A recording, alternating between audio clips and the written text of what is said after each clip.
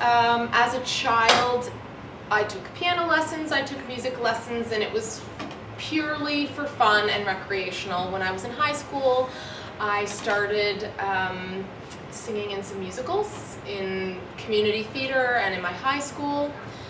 And then, right place, right time, someone saw me and said, I think you should have some lessons at the Royal Conservatory, and I did. And then I auditioned for the opera school at University of Toronto, and here I am.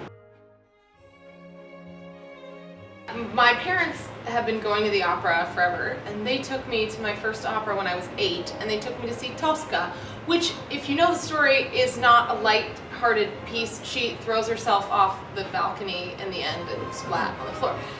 So this left quite an impression on me, and I was not at all horrified. I was fascinated and kind of hooked, addicted from then on. So at 8 years old, people would say, well, what do you want to be when you grow up? And I would say, an opera singer.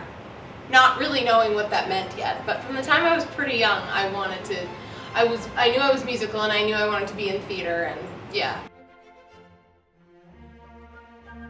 I've been fortunate enough, I lived and worked in Germany for a year, and I've sung with a number of the companies in Canada. I would like to have the whole set. I'd like to sing with all of them.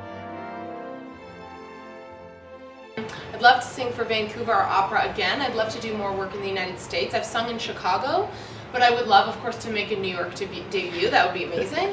As well as there's some wonderful symphony, the Atlanta Symphony. To work at any of the Texas houses would be amazing.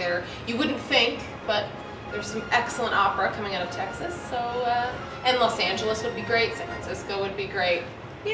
Anywhere really. Verdi's La Traviata. It was one of the first operas I saw, though not the first one. And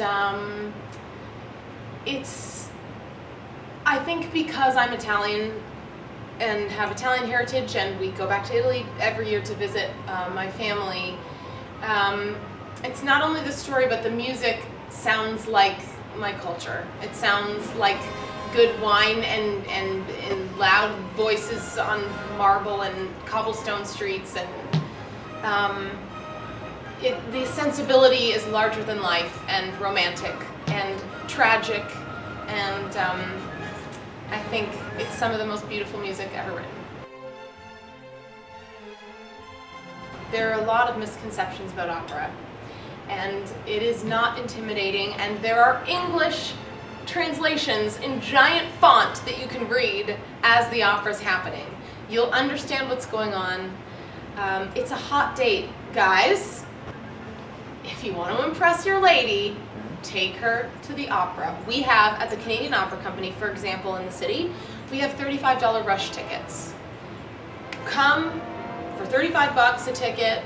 It's a great night out. You'll get major brownie points, and it's an amazing, inspiring, larger-than-life art form. My name is Lucia Cesaroni, and this has been my 5 minutes.